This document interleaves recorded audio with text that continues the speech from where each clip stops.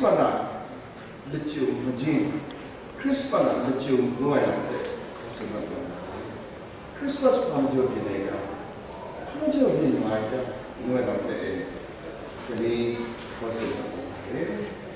she all came a candy don't against she all came a candy don't against a child I don't listen Payaki Daro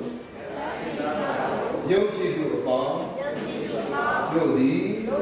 Yesi General Yao Tara that Yazi Jenna Payaka Kindi Nini Nagabadi do Taro Sundo Mudi Dayam Loki Dado Chittle Daga Christmas Chillan a Johnny Christmas a Johnny Although Christmas Pillayana de Sule Tamajanda Rega Tinga The Johnny was general since I come Christmas look your lady Dana 1 year day 1 day Gangadian General so you Kali Boa, Kali Christmas, Pero Yamane, Sura, Vegetable, Nina, Song. Ah, this is a Malama, Christmas, Yodo, yeah, Yode. Jonathan gave me the one so Santa Claus, yeah, then some Yoni. Emma, Santa Claus, Larome. Next year Christmas, Dina Ekitava Santa Claus got Amiera Edema. Let's have a baby. No, appear immediately after the little Jore Kajado. I Santa Claus next year or Christmas, young Dina Christmas Eve on a Sunday. Master do about days and 8 chick had a ready to Mohammed 8 chick had a hello chick had a come. If you're not about Yas, if you know what the jar. Together, 8 tema, let's some lady. I'm just sitting out there. I don't think I had one dollar. Please, the cross got it. Teaching like us and the cross got the money. Do not amazing here. The girl I'm going to take her out. The dog at the bottom of your head, about it. Some lost my tail away. Jonathan, I don't know shooting at the young Lucine. But I'm less for the dog. Tadana jumped in. Robert John, the man I jumped. The shooting at Mayo, the Akuti goes out in the one. Robert John, from the net to shoot night, general. She got a good genetic. I don't know the behavior Santa Claus got. Did you not live now to take it? One day. Santa Claus, yeah, I know. Christmas egg, Jalishan, which you could ever do with Santa Claus. Generally, the should not go to body, and it should not be sit down. I don't sit down. I'm going to go tell you how to pay media and do the college and I wrote that. You sit down there. Now, when they came out, shit, never had the young one day. I don't got Christmas spirit. You're a cool day. Yeah, there. I mean, Christmas so that and then I live in the long time of PT. The long time of PT. Watch out, I don't know. Watch out, I don't know. Then the Christmas spirit, very good. The lunatic with the army. So, I don't know about the community and Chile. Christmas go, Yeshu go when you will Christmas lesson when you know. Yeshu Christ go when you will Christmas the gin of good. Supermarket is digital, the mother magic, supermarket, they have Christmas the gin. The yoke is so here. ကျွန်တော်မှရှင်ရောက်သွားတဲ့အခါမှာနိုဝင်ဘာလကတည်းကနေခရစ်စမတ်တခြင်းတွေဖွင့်နေတယ်အဲ့ဒီလိုဖွင့်နေတဲ့အချိန်မှာသူတို့ကယေရှုခရစ်တော်ကိုတော့မယုံဘူးဒါပေမဲ့ယေရှုခရစ်တော်ရဲ့ခရစ်စမတ်ရဲ့ spirit အနှစ်သာရကိုသူတို့ခံစားရတယ်ဆိုတော့တရားတယ်ဒါဆိုဒီခရစ်စမတ်ကတော့ပြောစရာတော့ဘာကြောင့်ပြောရလဲကနေဘုရားသခင်ကကျွန်တော်တို့ကိုပြောထားတာဖြစ်တယ်ဘာကြောင့်ဒီလောကဘာကြောင့်လောကကြီးကပေါင်းမြောက်ရတာဘုရားသခင်သားတော်ကိုယုံကြည်သူအပေါင်းတို့ဒီပစ္စည်းချင်းတို့ရောက်ထာဝရအသက်ကိုရစေခြင်းမှာဘုရားသခင်ဒီမိမိ၌တပါးဒီလိုသားတော်ကိုစံတော်ကိုကြည့်အောင်လောကီသားတော်ကိုချစ်တော်ဒါကလောကဝမ်းမြောက်စေဖို့သားတော်ယေရှုကိုဒီလောကကိုကြွလာစေတာဖြစ်ခရစ်စမတ်လာပြီးတော့ဖြစ်ဖို့ခရစ်စမတ်ရဲ့အနှစ်သာရကိုပေါ်ဆောင်ဖို့ခရစ်စမတ်ရဲ့မင်္ဂလာတကယ်စကားကိုပြောကြားဖို့တပါးတော်သားတော်ယေရှုခရစ်တော်ကိုလောက်ပါကားတိုင်ပေါ်မှာအသေးခံပြီးအသေးတို့အသေးခံရှင်ပြန်ထမြောက်စေအားဖြင့်ကျွန်တော်တို့ကိုထာဝရအသက်ရစေဖို့ဒီလောကကိုကြွစေခဲ့တယ်ဘုရားသခင်ရဲ့အဓိကရည်ရွယ်ချက်ဖြစ်တယ် The purpose of Christmas Christmas ရဲ့အဓိကရည်ရွယ်ချက်ဖြစ်တယ်ဆိုတာကိုတရားဒါကြောင့်ကျွန်တော်တို့ဝါပြောင်းတာလောကဝါပြောင်းတရားကြွတယ်ခဏမုန်ကန်တူယေဆုပြုတ်ပါဘာကြောင့်ဒီလောကကဝါမြောင်းရတာလဲလောကီလူသားတွေအားလုံးဟာအပြစ်လွန်ထဲမှာနှိမ့်မြုပ်ပြီးတော့ဒီလိုလည်းမဖြစ်သေးလို့ရှိရင်အပင်တွေကိုတွားရမယ်ဘဝတွေကနေ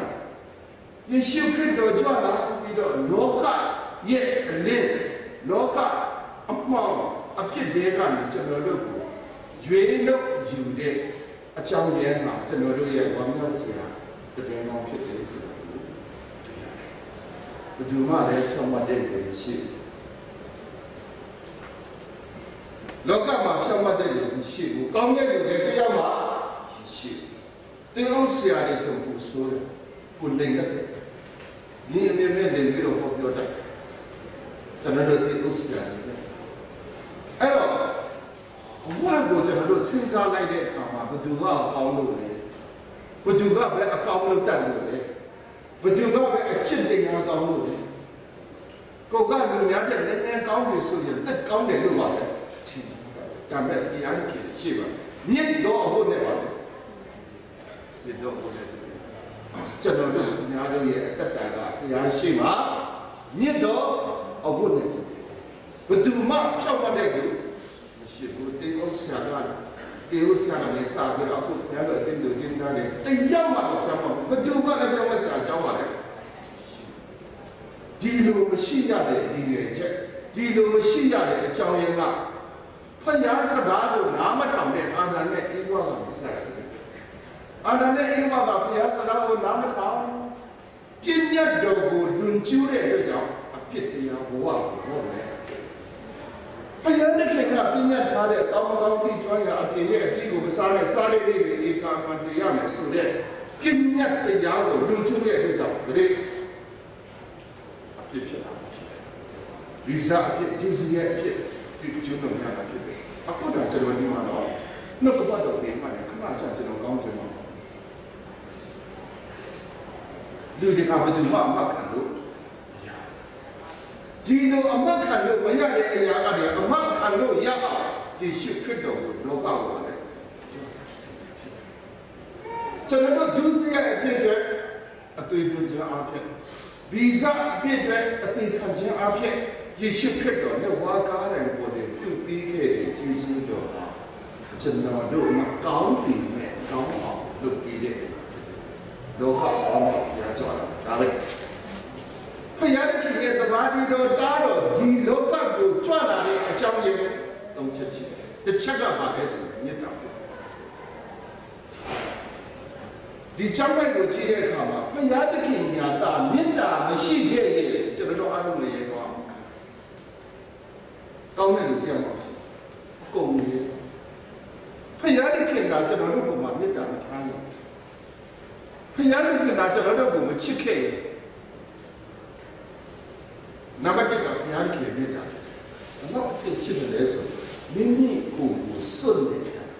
တဘာဒီတော့တားတော့ဖယားခင်ကသုံးဖယားရှိတယ်ခမဲတော်တားတော်ဘုကြီးတော်သုံးဖယားကဘယ်တော့မှပွဲချလို့မရဘူးအဲ့ဒီခေတ်ကတဘာဒီတော့တားတော်ကိုစွန့်တယ်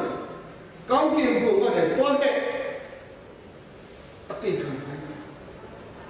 ဒီလိုစွန့်နိုင်တဲ့ခမဲတော်ရဲ့မြစ်တာနောက်အထီးကြီးပါတယ်ဆိုတော့ပြန်ပြီးတော့စဉ်းစားဖို့ဒါကျွန်တော်တို့အပြစ်ဒုစရိုက်ဘာမှခြေကနေခမဲတော်ရဲ့မြစ်တာမရှိရင်အားတော့စဉ်းလာစရာအကြောင်းရှိတယ်။ဒါကြောင့်ဖယားတခင်ခမဲတော်ရဲ့မြစ်တာဆက်လက်တဲ့မြစ်တာနဲ့ချစ်တဲ့အတွက်ကြောင့်ခရစ်ကျွန်တော်တို့ဒီလိုဘဝမျိုးရောက်နေရတယ်။ကဲတင်ခြင်းဘဝမျိုးဖယားရဲ့တာသမီဘဝမျိုးကိုကျွန်တော်တို့ပါလေဖယားရဲ့မြစ်တာရဲ့နောက်မှာရှိတယ်လေဆိုစွန့်လို့စွန့်တဲ့မြစ်တာရှိဒါဆိုရင်ဒီနေ့ကျွန်တော်တို့ဒီနေရာမှာလာထိုင်ကြတဲ့တာသမီတွေကိုဖယားတခင်ကိုတော့ယုံပါတယ်ဆိုတဲ့ဖယားတခင်ရဲ့တာသမီများကဖယားတခင်ကဲ့သို့စွန့်လို့တော်မြတ်တာရှိရဲ့စဉ်းစားပါခရစ်စမတ်အချိန်ခါတည်းရပါအတိတ်ပဲရှိကျွန်တော်တို့လုပ်ကြရအောင်ဖယားတခင်ကကျွန်တော်တို့ကိုတပါးတော်သားတော်ကိုစွန့်နေတဲ့အောင်ကျွန်တော်တို့ချစ်ပြီးမယ်ခမညာကိုချက်တော်ကိုစွန့်လို့တဲ့မြတ်တာကိုချီးရတာဆိုတာကိုကျွန်တော်တို့ပြန်ပြီးတော့ဆက်ဆက်ခရစ်စမတ်ကျွန်တော်တို့နဲ့ရောက်လာတဲ့အဲ့ရှိတယ်နည်းနည်းစာတပါးကျွန်တော်တို့ရှိမှသူနဲ့ဟောသုံးရောက်လာရှိခရစ်တော်အငယ်ဆုံးသောသူကိုကျွန်တော်တို့မှမလူရင်ဘာလို့ခမညာမျက်စိမြင်ရတဲ့ဘဝအင်မတန်မှကြီးစုတော့ချီးမွမ်းရတဲ့ဘဝမျိုးခရစ်ဒီဆရာနဲ့မမြင်ဘူးမျက်မြင်တဲ့လူတော်ကြီးစုတော့ချီးမွမ်းနိုင်ရင်ခင်ဗျားတို့ကျွန်တော်တို့ဘာကြောင့်မချီးမွမ်းနိုင်ဒီလိုအငယ်ဆုံးသောသူကိုပြုတ်ခြင်းပါအငယ်ဆုံးသောသူကိုကျွန်တော်တို့ပေးလူနိုင်ခြင်းပါခင်ဗျားရှိပါဗျာပြရတာပဲတဲ့ဒီခေတ်ရရှိမှာပါလိုက်တဲ့ဆိုတော့ခဏနေချလို့ရှိရင်ဒီမှာကျွန်တော်တို့ဒီကိုရောအလုပ်နဲ့ချမ်းခဲ့ပြီးတော့ကျွန်တော်တို့ပြီးလိုက်တယ်ဖြစ်ပါကျွန်တော်ဒီလိုမျက်မြင်ရတယ်နော်ဘုလို့ကြည့်စုကြည့်တယ်ဒါကြောင့်ချစ်ချင်းမြတ်တာဘုရားတခင်ရဲ့ချစ်ချင်းမြတ်တာကြောင့်ခရစ်စမတ်ဆိုတာဖြစ်လာရတာဖြစ်တယ်ဘုရားတခင်ရဲ့ချစ်ချင်းမြတ်တာကြောင့်ခရစ်စမတ်ဆိုတာဖြစ်လာရတာဖြစ်တယ်ဒါဆိုရင်ခမည်းရဲ့မြတ်တာကြောင့်လူများရဲ့ခရစ်စမတ်ဖြစ်လာဖို့အရေးကြီးတယ်ခမည်းရဲ့မြတ်တာကြောင့်တပါးတယောက်တော့သူပြောင်းလဲလာတယ်ဆိုရင်ခမည်းရဲ့မြတ်တာဟာသူ့အတွက်ခရစ်စမတ်အဲ့ဒီကျွန်တော်တို့ဝန်စပရကြတဲ့အတင်းတော်မှာရှိတဲ့အတင်းတွေတင်လာတဲ့အခါမြတ်တာကအချင်းချင်းချစ်ဖို့မတ္တပါရတော့ချစ်အတင်းတော်ဆိုတာမြတ်တာပြပြီးတော့အချင်းချင်းမတ္တပါရဖြစ်တဲ့နေရာဖြစ်တယ်အတင်းပြောတဲ့နေရာ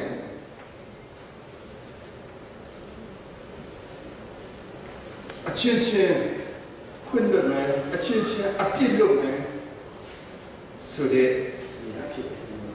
ကျွန်တော်လည်းခွင့်လွှတ်ပါကျွန်တော်ပြောမှဆိုမှတာရှိမှာကျွန်တော်လည်းတောင်းပါတယ်တင်လို့ဆရာကိုရမယ်အောင်ဆိုတာက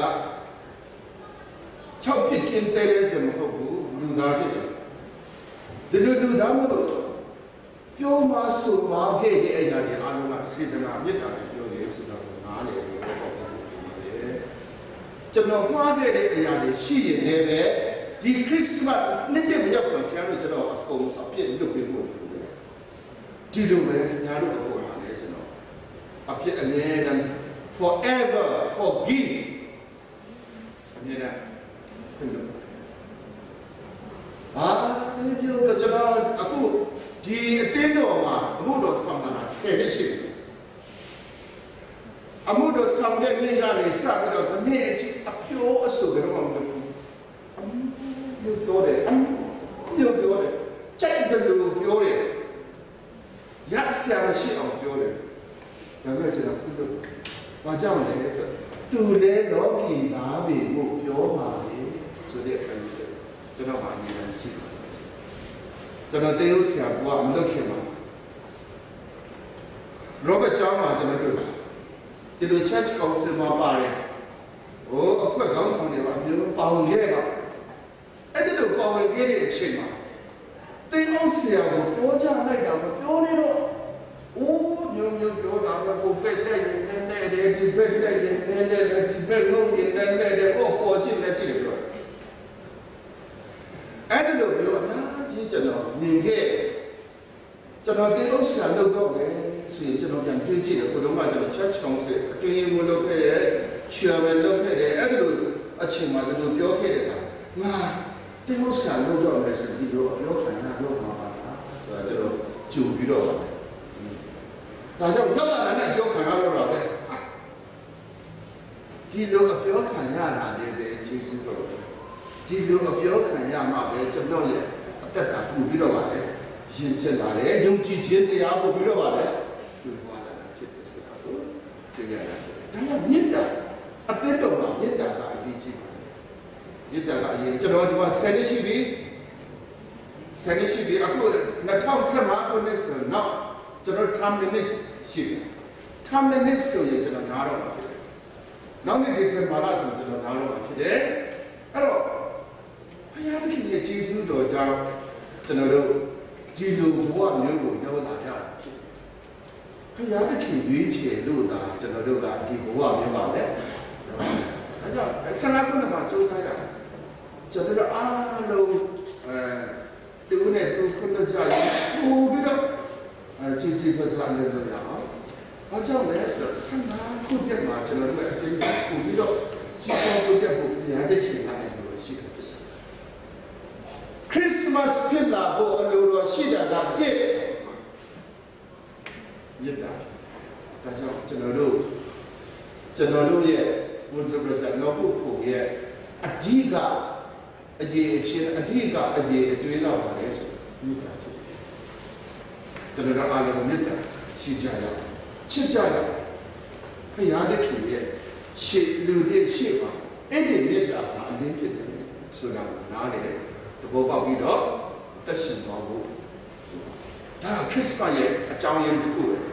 မြတ်တာကြောင့်အဲ့ဒီမြတ်တာရဲ့နောက်မှာအတိတ်က suffering lifeခမဲတော်ကတားတော်ကိုစွန့်တယ်တားတော်ကအသက်ကိုစွန့်တယ်မာရိကအပြိုရည်ကိုစွန့်တယ်ယောဇက်ကသူ့ရဲ့ယောက်ျားဂုဏ်တည်ကိုစွန့်ပြီးတော့ယူရဖြစ်တိုးထင်းတွေကသူတို့တိုးကိုစွန့်ပြီးတော့လာတယ်လို့မာကုပညာရှိတို့ပါတယ်ကိုယ့်ရဲ့အင်မတန်မှကြီးကျယ်ခါထားတဲ့မာကုဆိုတဲ့ဒီအရက်အရာတွေအားလုံးစုပဲပြီးတော့နှိမ့်ချတဲ့အသက်တာနဲ့ယေရှုခရစ်တော်ရှိဖို့လာတဲ့အခါယေရှုခရစ်တော်ကိုတွေ့ရတယ် Praise the Lord ဒါဆိုရင်ဘုရားသခင်ရဲ့မြတ်တာနောက်မှာဆွလို့အနစ်နာခံတဲ့အရာပါလေနှိမ့်ချတဲ့အရာယေရှုခရစ်တော်ဖွားနေတဲ့အခါမှာတဲ့အမှာပြေလို့မပေါ့တဲ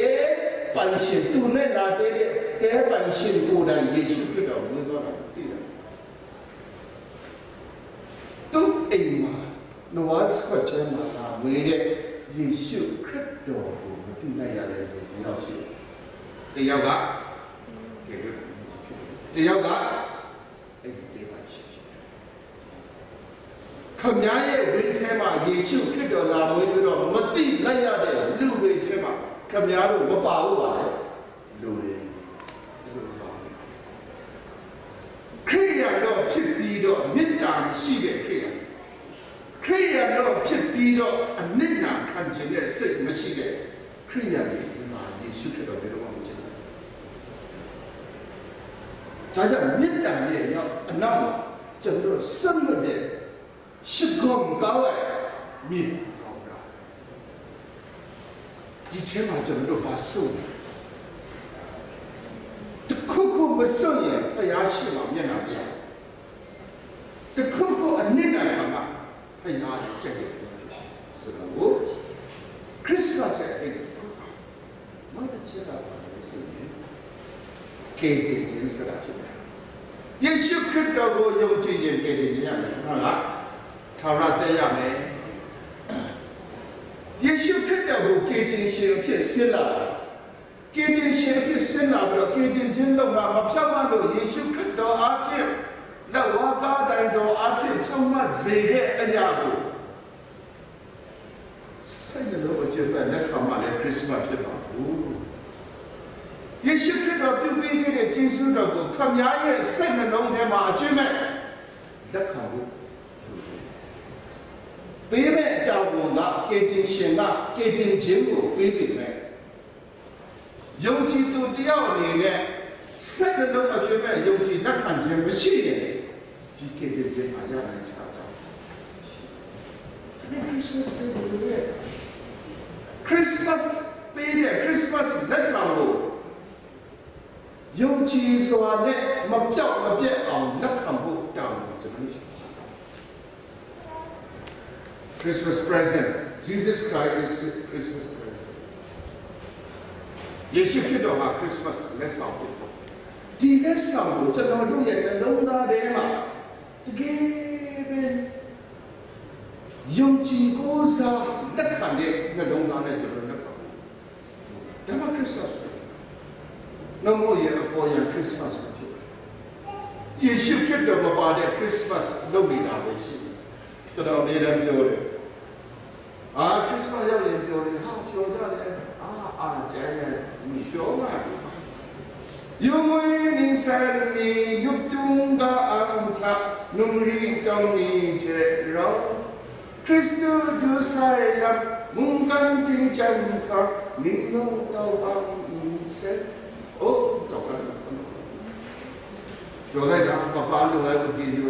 ပဲဘာချစ်ရှာမတ်ပါစေအထဲမှာခရစ်တုရှိတယ်ဒါပေမဲ့စတော့ခရစ်တုမရောမယ်ခါမခါတော့ပပလိုထော်ရမနေဘူးဘာရတော့ပပတဲ့ယူပပရမ်ဆေနောတော့ကြောင့်တော့ဘာတော့ကြောင့်တော့ပပရမ်ဆေနောမဒီမပေါ်ဒါရှိရာမေတော့ဒီမှာဘာမှတော့အဒီကျတာတာခရစ်စမတ်မန်ဒေးကပါရှိတာပန်စတီတူတာပြောလို့ဖတ်လို့မှာပဲကတော့ကြင်ရောတာခရစ်စတုဘာဒေးလောဝါတဲ့ဘာဒေးလောဝါငါရှာတဲ့ဝဲငါကမှုရုပ်စလို့ငါကကျူမစာခိရရုပ်စအမေရိကရှင်းလိုက်ရတဲ့ရှိအောင်ဒီဘာဒေးပါတော့မတော့တာအကြီးကျယ်တော့ဆောင်းတယ်ကိုမို့ကျွေးနေဖြေရတာနဲ့ညငါလည်းဆောင်းတယ်ဒီကတော့အနေကငါခရစ်စမတ်နဲ့ပါဒေးစားရကျွန်တော်တို့ရဲ့တက်တော်ပြန်စဉ်းစားကြည့်ယေရှုခရစ်တော်မှာပါတဲ့ခရစ်စမတ်လုပ်နေတာကျွန်တော်တို့ဆိုဘယ်မှာတည်းကဗျာဘုဒ္ဓမဆိုခဲ့တဲ့ချင်းချင်းခရစ်စမတ်ရောက်မှကြောက်တယ်။ဘာလဲခရစ်စမတ်ရောက်ခရစ်စမတ်ရောက်ပြီဆိုစောဘယ်မှာရတော့တယ်ရံပြေးပြီးတော့နေ့တိုင်းခရစ်စမတ်မှာအဲ့လိုတော့စမ်းပွေးပြီးတော့ရံပြေးရတယ်တဲ့ဒီများနဲ့အဲ့လိုဒီများတော့ဒီကြီးရဖြစ်တဲ့အခါတာသမီးတွေနေလို့ပါမကောင်းတဲ့ခရစ်စမတ်ရောက်ပါတော့ပါကျွန်တော်တို့အသက်တော်ကိုသိစင်ရအောင်။ဒါနဲ့ကိတိရှင်ဖယားသခင်ကကျွန်တော်တို့ကိုခရစ်စမတ်လက်ဆောင်ပေးတဲ့လက်ဆောင်ကိုခမည်းတကယ်ပဲရတယ်။ခမည်းတကယ်ပဲစက်တော်ကျတဲ့လက်ခံပြီးလားလက်ခံရတယ်ဆိုတော့ကျွန်တော်ဆက်ပါတော့။တက်ရှိ။နောက်ဆုံးတစ်ချက်ကကြည်တာ pronounce ကြည်ယေရှုခရစ်တော်ကတပါးတော်သားတော်ကိုယုံကြည်သူအပေါင်းပစ္စည်းချင်းတို့မရောက်ဘူးထာဝရတဲ့ရမယ်လို့ကျွန်တော်တို့တို့ချင်းကြည်ညာအဲ့ဒီချိန်မှာဘယ်သူကကြည်ညာတယ်လဲကောင်းတဲ့တမန်တွေကကြည်ညာပြီးလောကီတွေကဟိုး မဲ့လည်းမြတ်မှာနွားဆိုတဲမှာပတ်တယ်ဒီလောကကိုကေတင်မဲ့ဘုရားတားတယ်ဝင်သွားမယ်မင်းတို့သွားတွေ့တယ်တောင်းချီတောင်းဖူးမြော်ချီဒီနေ့ကျွန်တော်တို့ယုံကြည်သူသားသမီးတွေဟာလည်း announce လုပ်လို့ခမည်းကိုလည်းထာဝရအသက်ကိုရပြီဆိုအဲ့ဒီအသက်ကိုလူများကိုပြန်လည်ဝင်ငှဖို့ Christmas ကာလဆိုတာကထာဝရအသက်ကိုလက်ဆက်ကနေကာလဖြစ်တယ်ဒါ Christmas ရဲ့အဓိပ္ပာယ်အရင်ပဲကျန်ရရှိထားတဲ့ Christmas ကျန်ရရှိထားတဲ့ယေရှုကျန်ရရှိထားတဲ့ကယ်တင်ခြင်းကျန်ရရှိထားတဲ့ထာဝရအသက်ကိုလူများကိုပြန်ပြီးတော့ပါလေဝင်ငှဖို့တောင်းရှိတယ်ဒါကဘုရားနဲ့ဖြစ်တယ်ယေရှုခရစ်တော်တည်တဲ့ကျွန်တော်ဒီသွားရဲ့လူမျိုးတကာတို့ကိုတပည့်ဖြစ်စေတဲ့ခမဲတော်သားတော်တန်ရှင်တော်ဝိညာဉ်တော်ရဲ့နာမနဲ့ပတ်သက်တယ်ခရစ်မတ်ရဲ့ pronounce လုပ်တဲ့ဒီကျမ်းပိုက်ရဲ့အဓိကအချက်ကမေတ္တာရဲ့ကေတင်ခြင်းရဲ့တတ်တည်ခံခြင်းရဲ့ဒီတို့ကဒီကျမ်းပိုက်ရဲ့အဓိကချက်ဖြစ်တယ်။အဲဆိုခင်ဗျားတို့ကခရစ်ယာန်တွေဖြစ်တယ်ခင်ဗျားတို့ကထာဝရအသက်ရပြီလို့ပြောရင်ဒီထာဝရအသက်မရသေးတဲ့လူကိုပြောဖို့တာဝန်ရှိလားမရှိလားရှိပါဘူး။ခင်ဗျားတို့ပြောရဲ့လားယေရှုပြောတဲ့စကားကိုနားထောင်ရဲ့လားယေရှုကိုတော့ယုံတယ်ပြောတယ်ယေရှုကအေဗင်ဂေလိတဲ့စကားပြောပါလူများကိုတတ်တဲ့ခံပါလို့ပြောတာခင်ဗျားတို့ပြောတယ်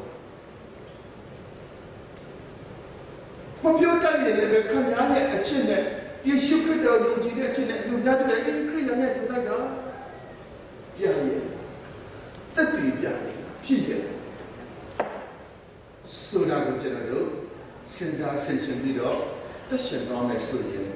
ဒီခရစ်စမတ်ကအင်မတန်မှပြောရှင်တဲ့ Will be a Christmas လို့ဆက်နေနေပါလေ။ရောက်တိုင်းစီ